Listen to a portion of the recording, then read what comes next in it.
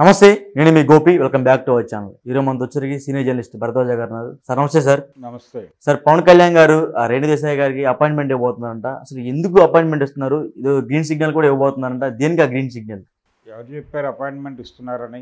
అంటే సోషల్ మీడియాలో బాగా చక్కర్లు కొడుతుంది ఈ విషయం. దేనికి ఇస్తున్నారు అనేది కూడా వార్త పక్కనే ఉంటుంది.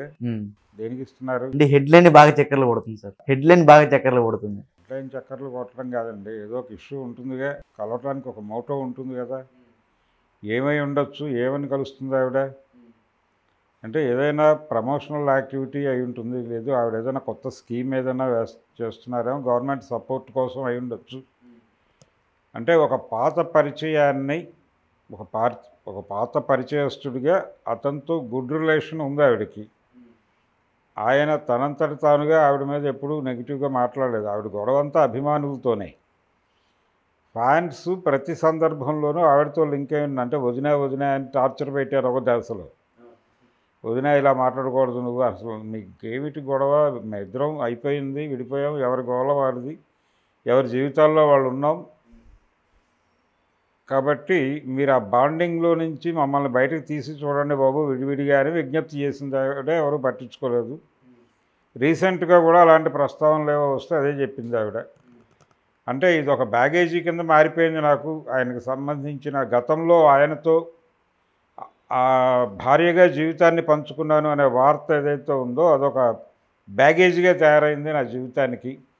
దాని కింద ఏదో రోజు నన్ను సమాధి చేస్తారు వీళ్ళందరూ కలిసి అన్నట్టుగా ఆవిడ 2-3 సందర్భాల్లో సీరియస్గా రియాక్ట్ అయిన విషయం మనకు తెలుసు.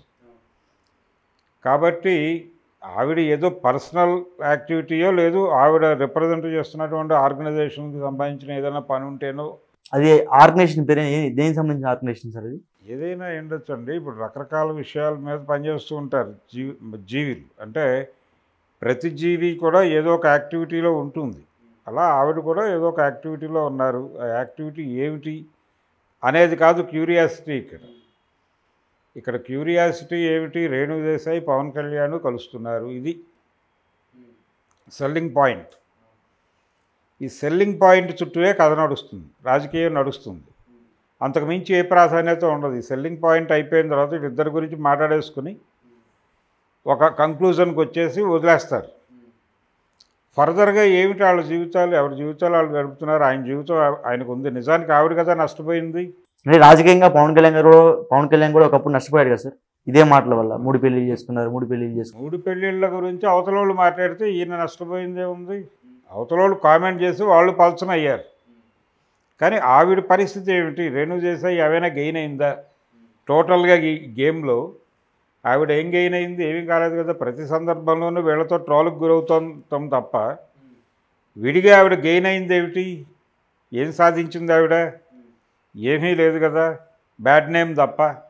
అంటే రేణు దేశాయ్ గారికి బ్యాడ్ నేమ్ ఉంది. ఇప్పుడు బ్యాడ్ నేమ్ ఉంది కదా, బ్యాడ్ నేమ్తోనే కదా మాట్లాడుతోంది. కలుస్తున్నారంటే ఆవిడేదో కావాలని విడిపోయినట్టుగా, వదిన నువ్వు కలిసి ఉంటే బాగుండేది, అన్నయ్య దగ్గర ఉంటే ఎలా ఉంటుంది అని టార్చర్ పెట్టబట్టి కదా ఆవిడ. బాబు నన్ను మీరు రియల్గా చూడండి అయ్యా, ఊహల్లో బతకండి అని చెప్పింది ఆ మధ్య ఆవిడ పవన్ అభిమానులకి. ఆవిడ గొడవ పవన్ అభిమానులతో, పవన్ కళ్యాణ్తో కాదు. ఆవిడ చాలా స్పష్టంగా అనేక సందర్భాల్లో ప్రపంచానికి చెప్పింది ఆ విషయం. మాకు అతనితో గొడవ లేదు, అతని అభిమానులతోనే గొడవ. వాళ్ళ అభిమానులు ప్రతిదానికి, అయిన దానికి కాని దానికి ఒక ధార్మిక కోణంలో రియాక్ట్ అయిపోతూ ఉంటారు. ఇది ప్రమాదకరం. ఈ రియాక్షన్స్ అనేవి ప్రమాదకరం అంది ఆవిడ. ఇప్పుడు కూడా ఆవిడ ఏదో పని మీద కలుస్తున్నారు అనేది మామూలు వార్త. కానీ దానికి ఎందుకు ప్రాధాన్యత ఇస్తున్నారంటే పవన్ కళ్యాణ్ భార్య కాబట్టి దానికి అభిమానులు ఎలా రియాక్ట్ అవుతారో, అభిమానుల ముందు ఈ వార్తని కన్జ్యూమ్ చేయమని పెడితే వాళ్ళు ఏ లెవెల్లో కన్జ్యూమ్ చేస్తారు దీన్ని అనేది క్రైటీరియా. ఇప్పుడు అంటే దానికి ఒక సాలబిలిటీ ఉంది ఆ వార్తకి. ఆ సాలబిలిటీ ఉండటం వల్ల మనం మాట్లాడుకుంటున్నాం. ఆ సాలబిలిటీ తీసేసి చూస్తే ఏముంది అక్కడ విషయం? ఆవిడ ఏదో చేయాలనుకుంటున్నారు, ఒక యాక్టివిటీ, ఏదో స్టేట్కి సంబంధించిన ఒక స్థాయి వ్యక్తితో ఏదో సపోర్ట్ అవసరం అవుతుంది, కలుస్తారు. అది ఇండిపెండెంట్గా ఇంకెవరైనా అయి ఉంటే అది ఇష్యూ అవుతుందో, దాని మీద ఇంతసేపు మాట్లాడుకుంటాం మనం. రేణు దేశాయ్ కాబట్టి మాట్లాడుకుంటున్నాం. రేణు దేశాయ్ పవన్ కళ్యాణ్ కలుస్తున్నారు అనేది సెల్లింగ్ పాయింట్. ఆ సెల్లింగ్ పాయింట్ మీద వ్యాపారం చేయడంలో మనం కూడా దోహదపడుతున్నాం అంతే. సో ఇంకొకటి అంటే పవన్ కళ్యాణ్ గారిని కలవడానికి కారణం ఏంటి? చంద్రబాబుని కలవచ్చు కదా. పవన్ కళ్యాణ్తో తనకు ఉండేటువంటి రిలేషన్ ఉంది, ఆవిడకి పరిచయాలు ఉన్నాయి. ఆ పరిచయం మేరకు వెళ్ళి హాయి చెప్పి బాబు ఇది పని అని చెప్తే అతను చేయొచ్చేమో. ఇప్పుడు చంద్రబాబు దగ్గరికి వెళ్తే మళ్ళీ అదొక స్టోరీ అవుతుందిగా. పవన్ కళ్యాణ్తో పరిచయం ఉన్నప్పటికీ బైపాస్ చేసి చంద్రబాబు దగ్గరికి వెళ్ళిన రేణు దేశాయ్ అంటే అసలు అంత ముఖాలు చూడనంతగా వీళ్ళ మధ్య ఏం జరిగింది అని హెడ్లైన్ పెట్టి మళ్ళీ తమ్నైల్ పెట్టి క్వశ్చన్ మార్క్ వేసి మార్కెట్లో పెడతారుగా. సో తనని తాను సరుకుగా మార్చుకోవడం ఆవిడకి ఇష్టం లేదు. ఏం చేసినా అమ్మాయిని సరుకుగా మారుస్తుంది ఈ ప్రపంచం. ఇలా వినిమయ ప్రపంచంలో సరుకుగా మారటం అనేది ఎవరికైనా ఎంబరాసింగ్ పరిస్థితి. అందుకని ఆవిడ సరుకుగా మారటం ఎందుకులే అని చెప్పి అవాయిడ్ చేస్తుంది. ఎవరిని కలిసినా ఆయన్ని కలిసినా సరుకే ఆవిడ. ఇక్కడ సరుకుగా మారుతోంది ఎవడు, వ్యాపారం చేస్తోంది ఎవడు అనే కోణంలో ఆలోచించాలి విషయాన్ని. ఆవిడ ఏం అడగబోతోంది, ఎందుకు కలుస్తోంది అది కాదు ఇష్యూ. అది ఏదైనా కావచ్చు, అసలు అది ఇమ్మెటీరియల్. కలవటం అనేది సెలబుల్ పాయింట్ అని చెప్పి మార్కెట్ శక్తులు గుర్తించాయి దాన్ని. అంతే, దేర్ ఎండ్స్ ది మ్యాటర్. అది ఇష్యూ అయిపోతుంది. అంటే ఆమె చేసే యాక్టివిటీ ఏదైతే ఉందో అది ప్రీవియస్ గవర్నమెంట్ జగన్మోహన్ రెడ్డి గవర్నమెంట్లో చేయొచ్చు కదా. ఇప్పుడు ఆఫ్టర్ గవర్నమెంట్ మారిన తర్వాత వెళ్ళి పవన్ కళ్యాణ్ గారిని కలిసి మీట్ అవ్వడం వల్ల ఏమన్నా అంటే ప్రయోజనాలు ఇంకా ఎక్కువ పొందే అవకాశం నేను కలుస్తున్నారా? లేదండి, ఆవిడకి ఏదో యాక్టివిటీ ఉంది. ఆ యాక్టివిటీలో గవర్నమెంట్ సపోర్ట్ కోరుకుంటోంది. అక్కడ తెలిసినోడు ఉన్నాడు కాబట్టి అప్రోచ్ అవుతోంది ఆవిడ. వాడు పాజిటివ్గా రియాక్ట్ అయితే దీన్ని చూపించుకుని మరో చోట ఏదైనా చేసుకుంటుంది. ఇదే యాక్టివిటీ ప్రీవియస్ గవర్నమెంట్లో చేయొచ్చు కదా సార్ అంటున్నా నేను. అదేనండి, అప్పుడు ఎందుకు చేయలేదు, ఇప్పుడు ఎందుకు చేస్తోంది? ఇవన్నీ ఇది ఇంత చర్చ జరుగుతుంది అంటేనే దానిలో సెలబిలిటీ ఉందని. సెలబిలిటీ ఉంది కాబట్టి మనం మాట్లాడుకుంటున్నాం. సెలబుల్ ప్రోడక్ట్ ఏదున్నా సరే మార్కెట్ వదిలిపెట్టదు. ఇది మార్కెట్ ఆడేటువంటి ఒక రకమైనటువంటి ఇన్ఫర్మేషన్ టెక్నాలజీ మీద మార్కెట్ ఆడుతున్నటువంటి గేమ్. ఆ గేమ్లో భాగంగానే నడుస్తోంది అంతా. వాళ్ళు డిజైన్ చేస్తారు దేని మీద ఈరోజు డిస్కషన్స్ జరగాలి, ఏది సర్క్యులేట్ అవ్వాలి జనాలకి, ఏది జనం ఆలోచించాలి కూడా వాళ్ళు డిసైడ్ చేస్తున్నారు. దీన్ని ఎవరు ఏం చేయలేరు. సోషల్ మీడియాలో ఇంకొక వార్త కూడా బాగా వైరల్ అవుతుంది, మీరు కూడా చూసే ఉంటారు. పవన్ కళ్యాణ్ రేణు దేశాయ్ మళ్ళీ కలవబోతున్నారు అనే వార్త బాగా సర్క్యులేషన్ బాగా ఎక్కువ అవుతుంది. సో దాని మీద మీ అభిప్రాయం ఏంటి?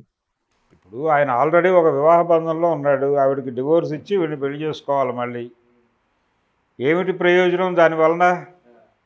మళ్ళీ రేపొద్దున ఆవిడకి సంబంధించి ఆవిడ ఒంటరిని చేశాడు, అన్యాయం చేశాడని మళ్ళీ మాడతారుగా అందరూ వెనకాల చేరి. పవన్ కళ్యాణ్కి ఒక ఫ్యాన్ బేస్ ఉంది, అది ఆయన సెల్లింగ్ పాయింట్. అతనితో లింక్ అయి ఉంది కాబట్టి ఆవిడకి ఒక మార్కెట్ ఉంది. ఆ మార్కెట్ ఉంది కాబట్టి రచ్చ జరుగుతోంది. మార్కెట్ లేకపోతే ఎవరు పట్టించుకుంటారు వాళ్ళని? కాబట్టి మార్కెట్ ఉన్నవాళ్ళు, ఇది వ్యక్తిగత విషయాలు కాదు, ప్రతిదీ మార్కెటే. ఇది సేలబుల్ అవుతుంది అనుకుంటే దేనికైనా తెగబడే పరిస్థితి మార్కెట్కు ఉంది. మార్కెట్ పులిలా ఉంది. ఇప్పుడు మనిషి జీవితంలోకి విరుచుకు పడుతోంది అనుక్షణం.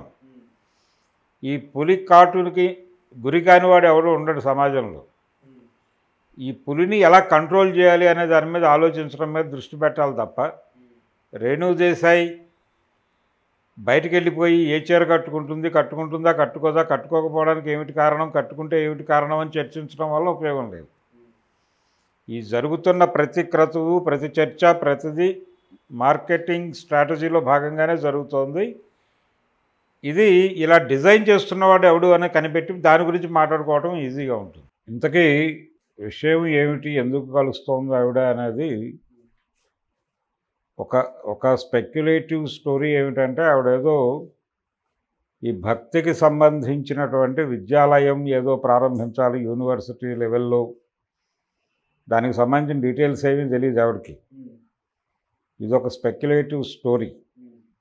ఆ విద్యా సంస్థ ప్రారంభానికి సంబంధించి ఆల్రెడీ కొండా సురేఖ గారిని కలిశారని, తెలంగాణ ఎండోమెంట్ మినిస్టర్ ఆవిడ. ఆ క్రమంలోనే ఏపీలో కూడా అది చేయటం కోసం అక్కడ ఎండోమెంట్ మినిస్టర్ని కాకుండా ఆనంద్ రామనారాయణ రెడ్డి ఉన్నాడు. అయినప్పటికీ పవన్ కళ్యాణ్తో రిలేషన్ ఉంది కాబట్టి, పరిచయం ఉంది కాబట్టి అట్నుంచి ఒక మాట చెప్పిస్తే బాగుంటుందనే ఉద్దేశంతో ఆవిడ ప్రయత్నం చేస్తోంది అనేది ఆ స్టోరీ ప్రాతిపదికన ఈ గొడవ అంతా జరుగుతోంది. అసలు ఆ యూనివర్సిటీ ఏమిటి, భక్తికి సంబంధించిన ఈ విశ్వవిద్యాలయం ఏమిటి, భక్తికి సంబంధించిన విద్యాలయ స్థాపన అంటే వేదం ఏమన్నా చెప్తారా, వేద విద్యాలయం లాంటివి ఏమైనా పెడుతోందా ఆవిడ? ఇలా అనేక వ్యవహారాలు. అంటే ఈయన కూడా ప్రస్తుతం భక్తి మార్గంలోనే ఉన్నారు కాబట్టి దానిలో ఈయన్ని భాగస్వామ్యం చేస్తారా దాకా కథనాలు వెళ్ళే ప్రమాదాలు ఉన్నాయి. అందుకని అసలు ఈ స్టోరీయే స్పెక్యులేటివ్ స్టోరీ.